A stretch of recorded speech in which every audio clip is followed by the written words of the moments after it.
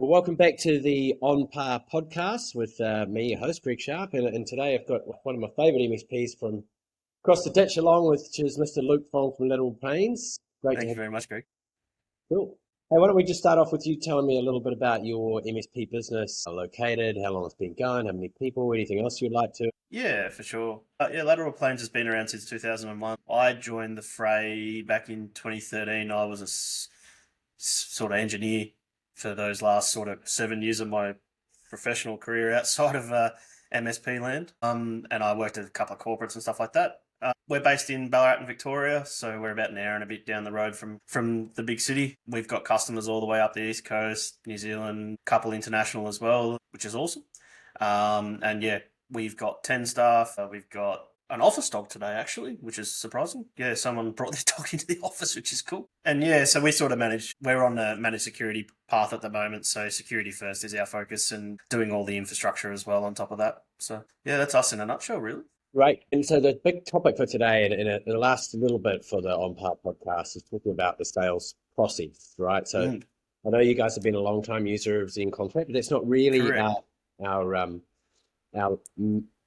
angle today, if you like. It was more the case of what are your thoughts on how you get a scale from 10 to 12 to 15 people, or if that's not the metric, to WMRR, or whatever it is that you're chasing. And maybe how we can get, this is a long-winded question, Luke, just to bear Mm, with me, but that's all right. how we can get to, how AI can help us in that journey. So there's kind of the main topics.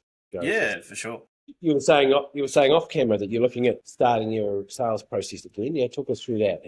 Yeah, yeah. So last year we sort of blindly took a dip at putting on a head of sales, which kind of worked, but kind of really didn't. We learned a heap of lessons out of that, and the sales process from there was, we'd get a referral, and Luke would go to site, and we talk to the customer and scope, and define deliverables and stuff like that. We never had a 5-step process where we go, okay, identify, validate, make sure that they're the right fit culturally for us, and making sure that we could observe our first values, which is cybersecurity first and stuff like that. For us now, our process is very much around, how do we get to the customer, and are they actually the ones that value us as service providers as well? Because what's happening, especially in regional Victoria, for us to go prospecting, it's really, really difficult because we've got 5 other shops within, 4K radius of us that all do things very, very differently to how we do it. So our process has started to evolve from, hey, let's not just talk about pricing straight up. Let's go and actually sit and develop a relationship with all of our customers and understand what their needs are before we even put anything on the table. I think a lot of other companies at the moment, they have got a one size fits all, and then they go, punk, here you go, that's it. But yeah, it's not kind of how we operate at the moment. Did you get 3 or 4 or 5 people in a room from your business and sit down and sort of map out what our ideal customers look like? Yeah, so our senior executive and our senior technicians, we sort of sat down and said, okay, cool. So what does an ideal customer look like for Lateral Plains? And we sort of said, okay, cool. Our sweet spot maybe from 10 to 100, maybe 150 seats. They've got internal champions where we actually work with the business to actually help them build their processes and procedures, along with just not just being that technology provider, but actually being a business partner and helping them actually ascertain where they're going and how they're doing it. Yeah. And I think there's a change in landscape. I think we've seen it. And, Greg, you and I have been to many, many events over the last couple of years where we've seen that shift in thinking for a lot of these IT businesses that we're working sort of collaboratively around, working with the TruePeer guys as well. So I'm part of TruePeer. And that's what we've found is that, people are moving away moving away from the traditional service methods to being a business partner. And that also affects how we go to market. And it's been a very, very big shift, especially for my thinking as well. Yeah. I think it's incredibly important. So what I heard from you was that you sat down and you mapped out what your ideal customer, or maybe 1 or 2 different ideal customer profiles are going to look Correct. like, and Yeah. how you're going to. And so the next stage would be, how do you identify them, or how do you attract them, or how do you go and speak to them, along those sort of lines. So how are you thinking about how you're going to go and do that? Right from the basic sort of starting. Basic starting point. So for us to go and try and find a customer is actually go and network locally. It's not necessarily an email campaign. It's not necessarily, the radio advert campaign, even though some of these campaigns work really well. We're big believers of being in the community and talking to people, right? I'm a pretty public figure. A lot of people will recognize me in the supermarket, so I'll go down and start, oh, I know that person from this place, and, maybe I can go and have a chat with them. And that's how we're starting to get our foot in. I think the next sort of 6 months for us in terms of lead generation and marketing and stuff like that, that's going to change very quickly, because I can't just simply get on my 2 feet and go to every single business. It just won't happen, and we're looking at lead gen tools and potentially, automated via AI to do that as well. Have you considered outbound invitations to come and meet with you and do Yes. Remember the old Datto beer and backup? Yeah, so they used to be fun, right? The Datto beer and backups. We are actually looking at doing a lot of those kind of smaller events where it's cheap, cost effective. You can put 5 or 6 people in the room and you just talk about what you're doing, what you're seeing in the security landscape, all that kind of stuff. But what it does, and I think the more important point of this process, is that it's not necessarily you're asking someone to sign there and then. You're asking them to come and have a chat, and then it triggers a thought in their brain that goes, hey, we need to talk to these people about cybersecurity. That's what we do for a living. That's part of how we operate and what we live and breathe. For us, even though a lead generation event could look anything from a beer and backup type scenario to, hey, here's an email that says, please have a chat to me with outbound bookings as well. So, yeah. I think those beer backup style events, if you got 3 existing customers and 6 new prospects, it immediately establishes you as a community of like-minded individuals that are looking to protect their businesses, with you guys at the knowledge expert helm. 100%. And certainly in a regional sense, that's a great way to go about doing it. The amount of money that you'd spend on, a few $100s on some beers and fries and hot dogs or whatever it is correct. A lot. Yeah. Yeah, we recently did that top style of event. We did it around the Essential 8, and we basically had a mix of new prospect and customer in the room. And my customer advocates that were there were actually talking to the prospects saying, hey, this is what we're doing with Lateral Plains to alleviate that. And the great part about that was not only did we make a lead out of that, we've also now got businesses connecting with other businesses that are, either similar or like-minded, that are actually now doing the collaborative process too. So it's not just us making a lead or a sale out of that. That is, businesses actually doing genuine networking, which is, I think, part of, in regional Victoria, well, in Ballarat anyway, a very, very big part of how we do business. Yeah, for sure. I mean, initially, when you're looking at getting invites out to people, you can do exactly what you did. You can go and do a leaflet drop. You can go to instantly.ai, which is a new platform to go and look at. Yeah, I've seen that. Yeah. Businesses in the Ballarat region of between 10 and 50 people, and it goes off and does all the scraping and finds them on LinkedIn and comes back and gives you the email addresses, and you can see that voice directly from there. It's quite cost effective. But you're never going to get someone to go straight on a managed service from a cold email. Oh, no. I like this intermediary thing where they can go along, meet some like-minded people, have a beer. Yeah. And they're part of a small community is a great way of doing things. So I think part of the side note to that, right? So I actually started a thing in Ballarat called the Ballarat Technology Collaborative. Now, that was more around getting anyone who worked in our industry together, right?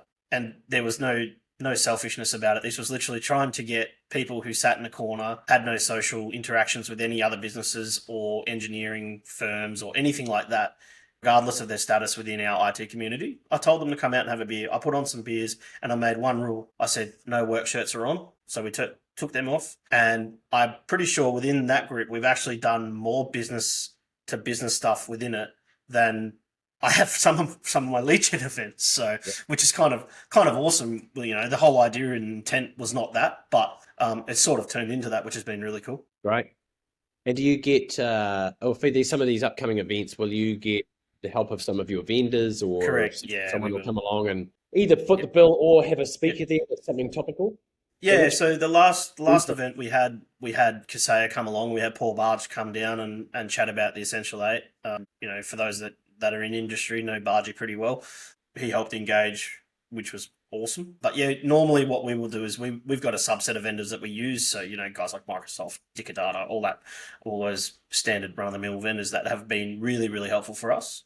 Yeah. So I think in August, Microsoft have put their hand up to put some non-for-profit tech for social impact money into us as well, which is just fantastic. So we'll go and do an event for some of the executives of the non-for-profits around town. I think it'll be a lunch and learn or a breakfast, around Microsoft type solutions that we can get people in front of us. Yeah, we had a look at doing when I was running Base 2, it's a business I sold 3 years ago, so Yep. but the listeners may not. And we made sure that we did 10 events a year. Now they were a combination of Yeah. Okay. maybe 5 in person and then 5 webinars, Yep.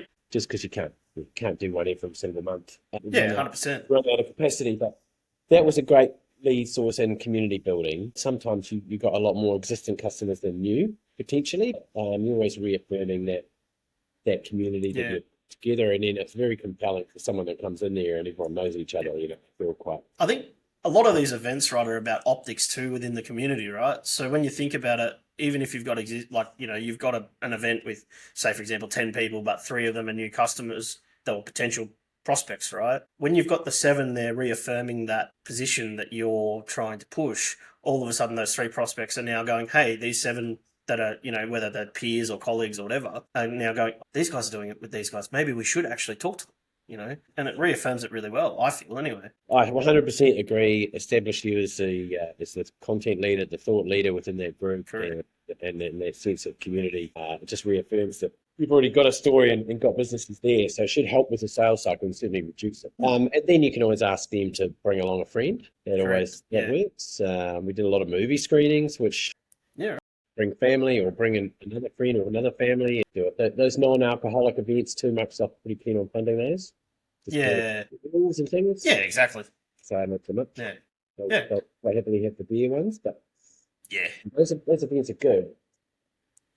Um, Interesting. The last 3 years, we've been obviously prospecting a lot and out to different MSPs around the globe, actually. But Yep. what are you seeing as far as tools that can help you in your business, AI wise, with the sales cycle? So whether it's proposals or prospecting, Proposal wise, we're using an automation tool to do that at the moment because, we've got our subset of what we do. So, we've got our quote managing tool that we use, and obviously we're using Zen Contract in the background to solidify the rest of it once the sale's done. I'm pretty old school when it comes to doing that process now. Obviously, there's a lot of investigation that I'm still doing in terms of where we go with the AI tools. Yeah, it's been interesting, right? Because there's 2 really distinct things that I'm seeing in our market, and you've probably seen this too, Greg. There's people that bang on about AI, and then there is automation that, whilst inherently connected, 90% of it is automation and 10% of it is AI, right? And I'm going to just say it out loud. It gives me the absolute heebie-jeebies when I hear people talking about AI when it's just some automation pushing a script. that's Yeah, but there is a heap of tools now that are capable of it. Like, we're looking at putting Copilot for Sales into our business in the next sort of 3 months because I need help, and it'll help me automate a lot of that workflow, and being able to query stuff within my mailboxes, being able to query all those data sources that I've never traditionally been able to do, where I normally just go and scrape all that data in and spend 10 hours and look like an absolute maniac because I've had 12 coffees trying to get all that data. But, having Copilot being able to do all that will be game changing for Lateral Plains. Yeah, I'm keen to acknowledge that it's there, acknowledge that it needs investigation, acknowledge that I don't have the answers yet. Yeah. But you're right, there is a lot of automation. So, Yeah. Copilot can have a look at requests that have come into your inbox, put them together, put them into a holding pen ready for you to authorize and send them out. There's a lot of information. Maybe the writing the response bit is kind of ish, but there's a lot of automation. There's quite a good distinction.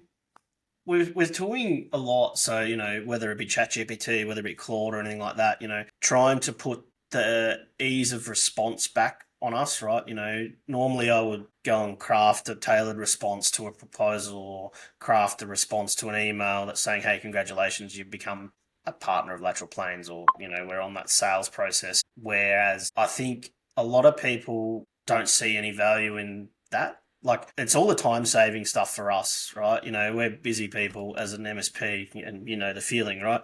There's 24 hours in a day when you need 28. Being able to compress a lot of that response stuff has been huge for us. Yeah, productize into the ability to be able to say, here's our pre-canned solution that takes care of 90% of your needs, and then here's the add-ons or whatever to take care of the other 10. Correct. Yeah. Rather than writing a bespoke response every single time. Yeah, correct. Certainly a little bit of training into a ChatGPT would allow you to do that. Upload it if it's got a request document or an overview of their architecture or whatever. It can say based on Lateral Plains is expert analysis. Expert analysis and medium plan, here's the response, ding, ding, ding, ding, ding, ding, and then you've got to just go through that and make some mild changes. That type of thing is definitely worthwhile investigating and will save quite a lot of time. 100%. On the prospecting side, there is tools like Instantly. That's the best, cheapest one I could find lately, that you can go and find a couple of thousand contacts in your local area for $20 or $30, right? And which is pretty good. And the accuracy is not too bad. So those types of things to be able to get, I still think the most effective campaigns are either a phone call or an email outreach to get someone to come to an event. Yeah. You're like you said, Luke, your old school methodology of piece of flesh meet someone. It's tried and tested, right? Like, you can't beat it. And like we did our first ever event that we did here, we did a Drinks and Discover event. We've had 3 of them now, right?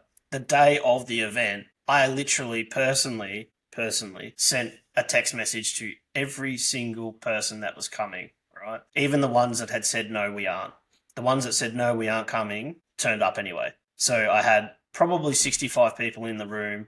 We belted a computer up. I did some fake ransomware. I had Sean Witherden and Jay Seekley in the room, right? And they command the crowd. We got like 5 leads out of that, right? That was God, I don't even know how much that night was. I think it was like 10 grand for the night. It brought me 50K MRR just in that night, right? So the 10K that we spent on an event, all of a sudden brings you 50K in MRR. You can't beat it.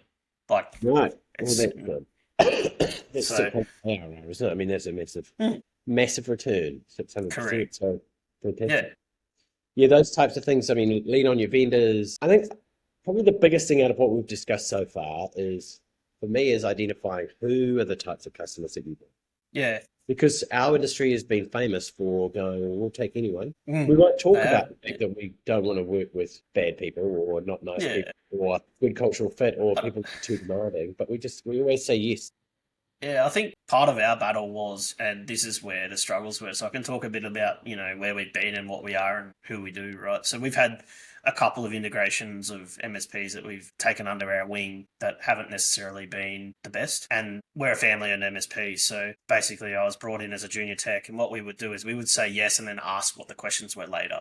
And, for the last between 2013 and 2016, before I took over as CEO, it was really, really difficult, right? Because we'd work with all those people that were demanding. I'd get phone calls at 9 o'clock at night from customers that didn't even have contracts with me to be able to call me at 9 o'clock at night. But I knew no different. But now it's all of a sudden, okay, cool. Hey, we as Lateral Plains now want to work with customers that value us. And I think part of the problem culturally, especially it's accepted within the IT world, is that we can just be the beating rock. We have a problem, we can just call them at whatever time of the hour, whatever time of the day. And there are some toxic people in the world, Greg. Like, we all know this. We work in the MSP world, right? I literally had a customer not long ago. I'm not going to talk about who they are, but they work in a certain legal industry that would take us for a ride and then go, oh, we're not going to pay you for that. It's not the kind of customers that we value or work with. The problem is not enough emphasis goes on the identification of the customer first. We've got 90% of our industry are techs that are just running a business.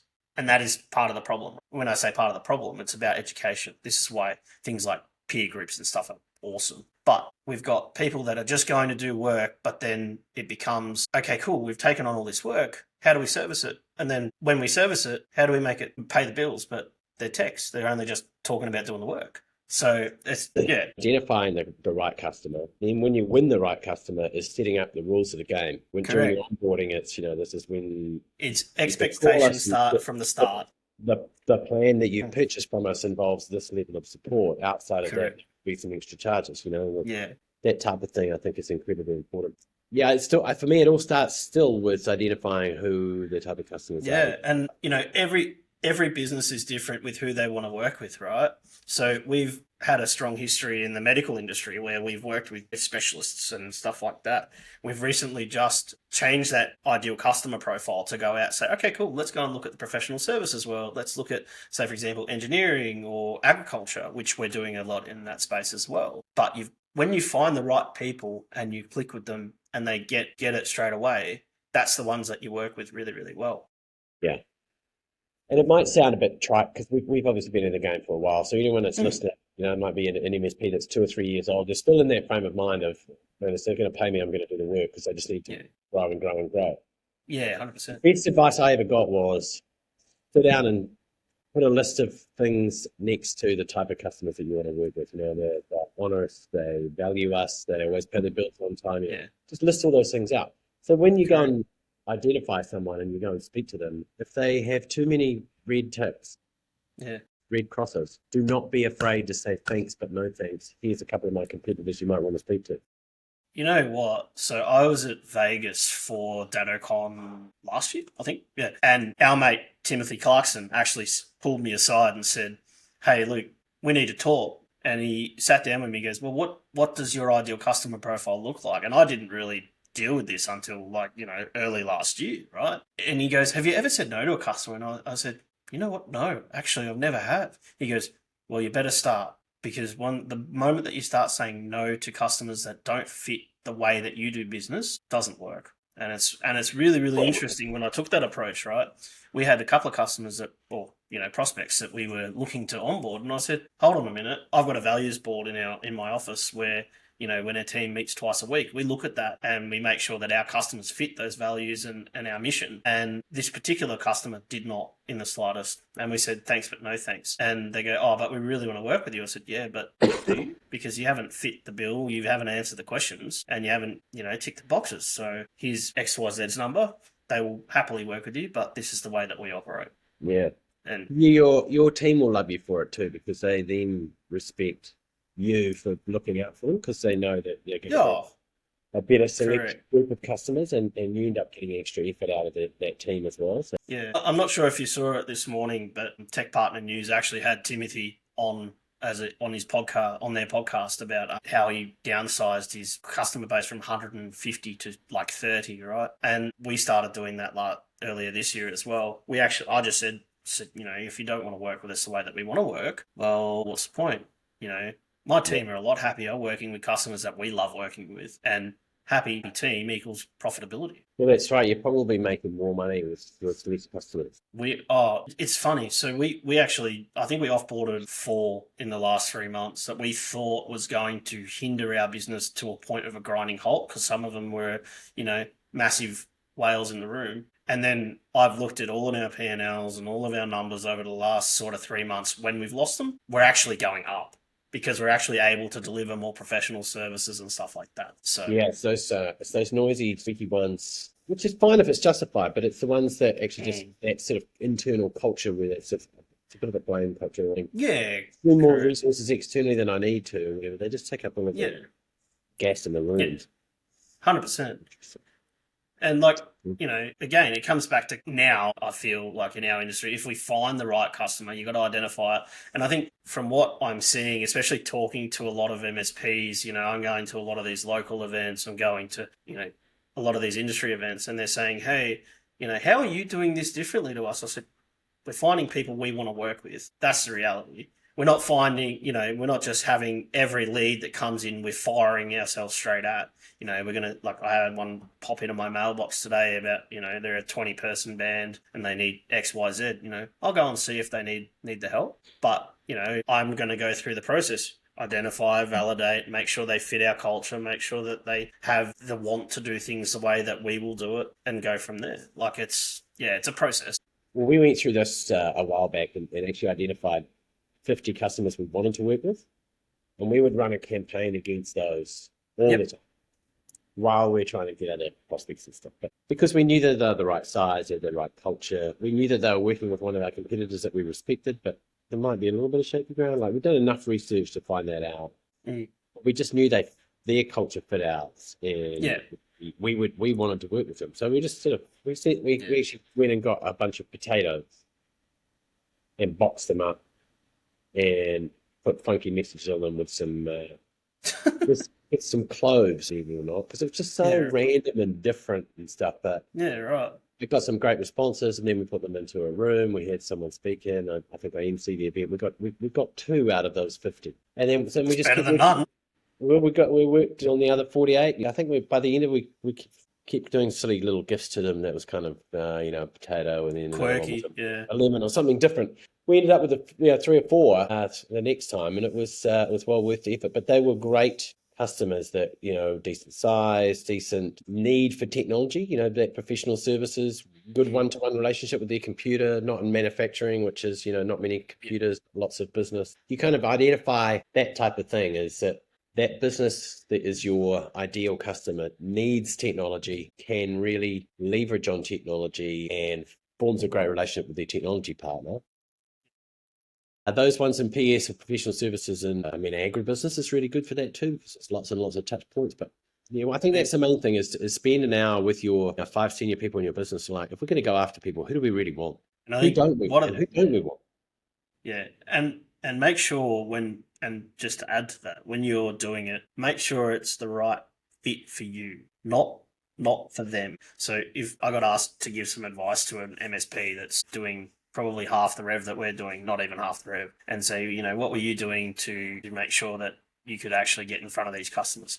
I said, go and be honest with them and tell them how it is from the start. Because if you're not honest with them at the start, it's not going to happen. Pretty simple. Yeah, and that top 5 of customers, and make sure that they actually, the one thing that I will say as well, you're looking at sales and stuff like that. When you do that sale, make sure you get a credit referral.